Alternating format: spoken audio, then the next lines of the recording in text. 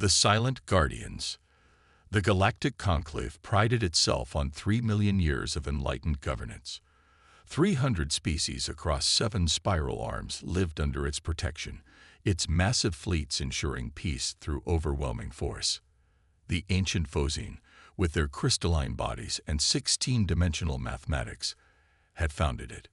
The warrior Xel, whose neural networks could process combat scenarios faster than supercomputers, defended it. The diplomatic Nirani, evolving from collective consciousnesses resembling Earth's coral reefs, negotiated its policies. Humanity had joined only 18 standard months ago. They were curiosities, these bipeds from the edge of the Orion Arm. Primitive by conclave standards, they'd barely mastered interstellar travel. Their handful of colony worlds clung to the edges of habitable zones around unremarkable stars. Their ships were slow, their weapons unrefined. The conclave's sophisticated species merely tolerated humanity's presence, accepting them only because their worlds happened to occupy a useful trade corridor. Until the harvesters came. Ambassador Tila Nvosh, the Nirani representative, floated in her suspension tank before the emergency council. Her translucent body pulsed with the red-orange patterns indicating extreme distress. "The Silex colony is gone," she announced. 3 billion souls. The harvesters left nothing behind. The chamber erupted in multilingual chaos. The harvesters had appeared 6 months ago, massive biomechanical ships that consumed everything in their path. Asteroids, stations, even planetary crusts. 3 worlds had already fallen. Each time, the Conclave's response arrived too late. First Admiral Zurak, the most decorated Xel commander in the fleet, silenced the room with a thunderous slam of his armored appendage. "We received the distress signal from Silex barely 12 hours ago. By the time our nearest battle group arrived, the planet was already being processed. Our forces engaged but were outmatched." The admission cost him visibly. Xel did not acknowledge defeat easily. "The harvester fleet now moves toward the echelon system," he continued. "We estimate 4 days until they arrive. Our combined forces require at least 6 days to mobilize a sufficient response." Elder Vereen, oldest of the Vosine, shimmered with calculation. "The mathematics are clear. Echelon cannot be saved. We must accept this loss and prepare a defense at Garsveen, where our forces can properly assemble." No one argued. The calculations were indeed clear. Echelon has a population of 6 billion, noted Ambassador Lai Wei, the human representative. Her voice was quiet but carried through the chamber. Elder Vereen's crystalline form flickered with what passed for sympathy among his kind. "The mathematics." "Yes, I understand," Lai Wei interrupted, breaking protocol. "I merely wish to confirm that a distress signal has been sent to Echelon." First Admiral Zurak nodded. "Standard procedure. They know to begin evacuations, though their planetary transport capacity is insufficient for complete withdrawal." And the signal passed through Sector 449. The Admiral checked his tactical display. "Yes, though I fail to see the relevance." Ambassador Lai Wei stood. "The Council should be informed that Sector 449 contains Earth's defense perimeter." A ripple of dismissive gestures passed through the chamber. "Ambassador," Elder Vereen said gently, "we appreciate your concern, but your species' military assets are not factored into our strategic calculations. Your most advanced vessels would require nearly 3 weeks to reach Echelon, and lack the firepower to engage harvester ships." Lai Wei bowed slightly. "Of course, I merely wish to inform the Council that Earth will have received the signal. Excuse me." She left the chamber as the Council returned to their desperate planning. In her private communication room, Lai Wei activated the quantum link to Earth Command.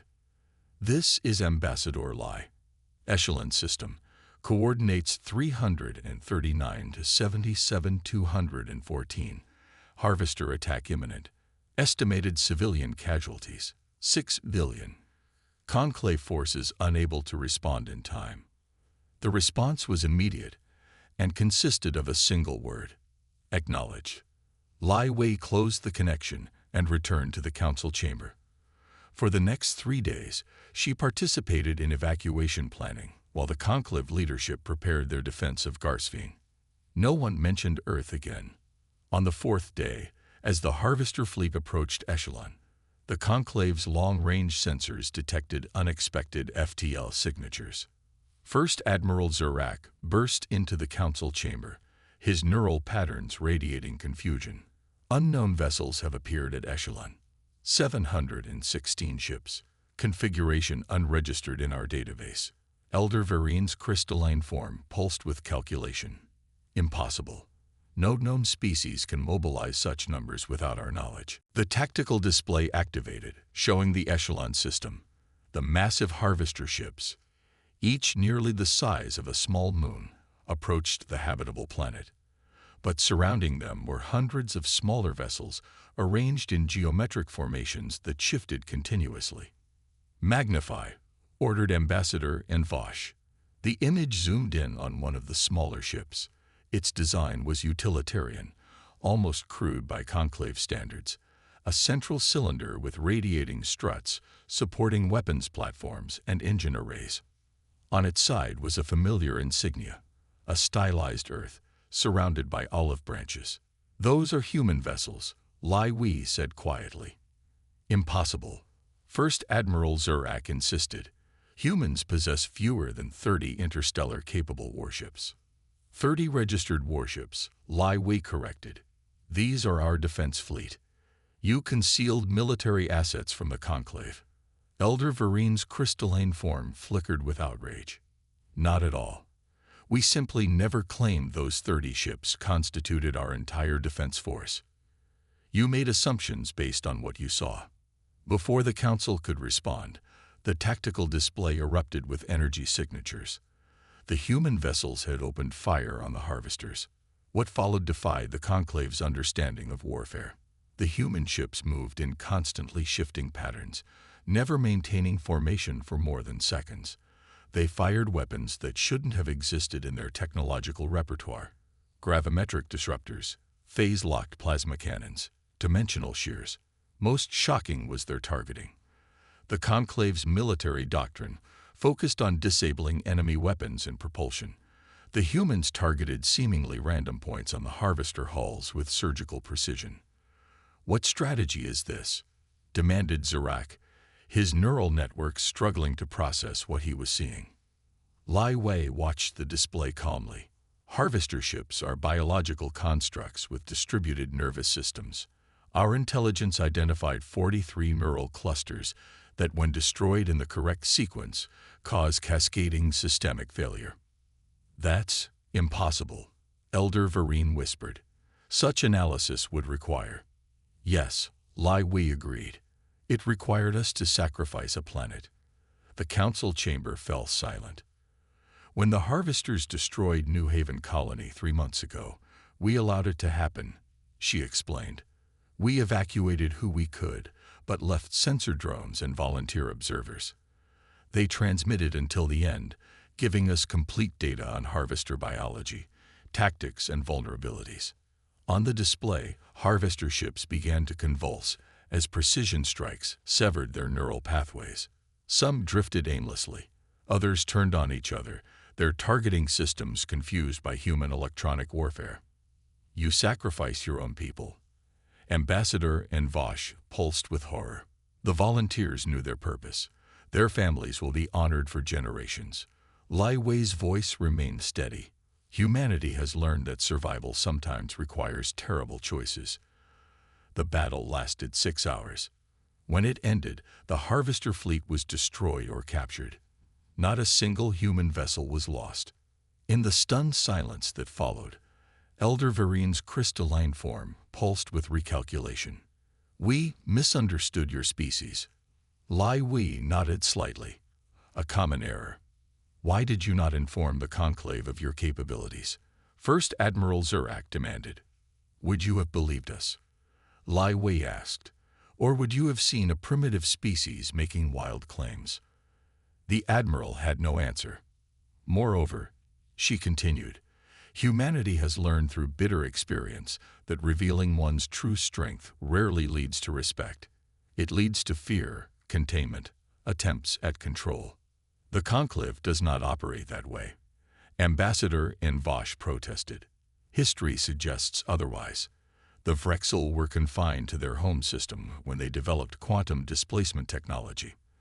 The Tory were forced to disarm when their biological engineering advanced too quickly. Those were special circumstances, Elder Vereen insisted. Perhaps. Regardless, humanity chose a different path. We appear primitive, uninvolved, focused on our small corner of space. Meanwhile, we prepare. We build. We maintain what we call a silent force. For what purpose? First Admiral Zurak asked, his neural networks pulsing with new caution. For exactly what you witnessed today, Lai Wei answered. To defend life when mathematics suggests it should be sacrificed. Beyond calculation. The emergency session of the Galactic Conclave stretched into its fourth day. Representatives from 300 species argued, calculated, and recalculated as they struggled to comprehend the implications of what had happened at Echelon. First Admiral Zurak, his neural pathways still processing the tactical data, addressed the assembly. The human fleet has secured the Echelon system. Harvester remnants have been contained. Most significantly, 17 harvester vessels were captured intact. Captured. The word rippled through the chamber. Impossible. Zurak displayed the sensor readings. The humans employed what they call neural disruptors that severed the harvesters' control systems without destroying their biological components. They're currently dissecting the ships to understand their origin. Ambassador Lai Wei sat quietly as the discussion swirled around her. The revelation of humanity's hidden capabilities had transformed her status overnight. Species that had once dismissed her now sought private audiences. Others avoided her entirely. Elder Vereen's crystalline form shimmered with calculation as he addressed her directly. Ambassador, the Conclave formally requests access to the captured harvester vessels for scientific study. Of course, Lai Wei replied smoothly. We will share all findings. Science benefits from collaboration. And the weapon technology your fleet employed. First Admiral Zurak inquired. The Conclave's mutual defense protocols require sharing of advanced defensive systems. Indeed they do, Lai Wei agreed. For member species, the chamber fell silent. The implication was clear. Humanity had never been fully accepted as equals in the Conclave. Perhaps, she continued, this incident presents an opportunity to reconsider humanity's status. Before anyone could respond, the chamber's priority alert sounded. A communications officer, a nervous young cell, rushed in. Harvester signals detected in 7 systems simultaneously, he reported. Massive force deployment. They're targeting Conclave capital worlds. The display showed harvester fleets, each larger than the one defeated at Echelon, approaching the homeworlds of the Conclave's founding species. This is retaliation, First Admiral Zurak realized. They're punishing us for Echelon. Elder Vereen's crystalline form calculated furiously.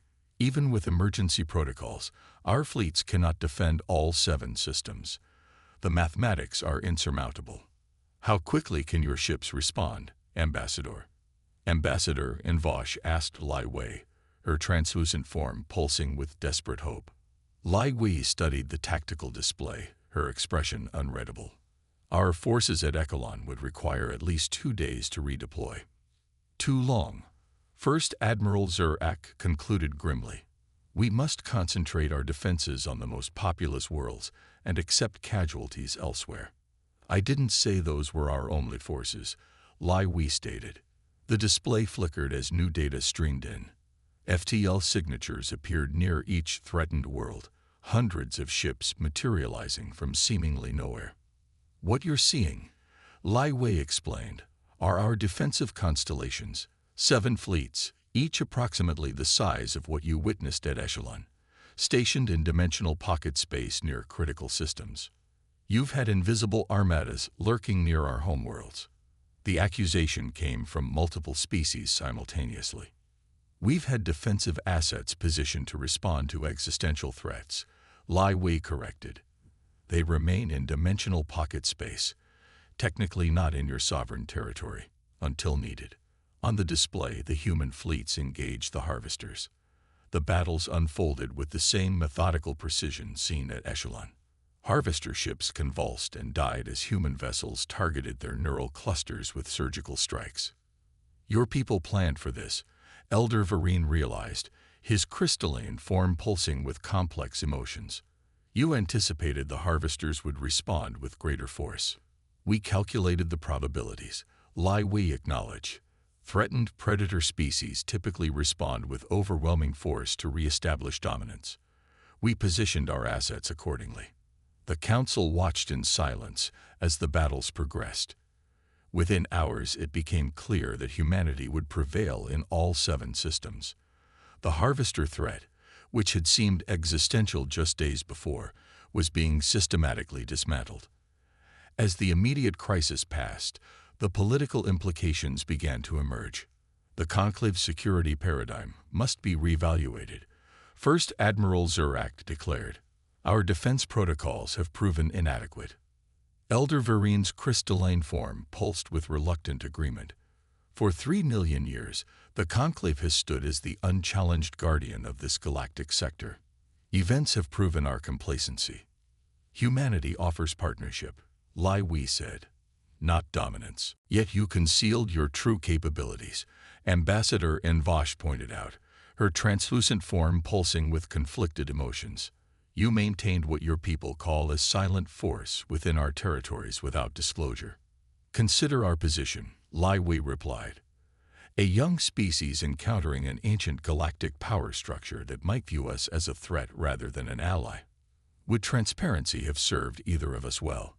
The question hung in the air, unanswerable. What does humanity want? Elder Vereen finally asked, his crystalline form steady with resolution. Lie we stood, addressing the full council for the first time since the crisis began. Humanity wants what all sentient species desire: security, prosperity, and the freedom to determine our own destiny. We joined the Conclave believing in its principles of mutual defense and cooperation. She gestured to the tactical display, where human ships were now rescuing survivors from damaged Conclave vessels.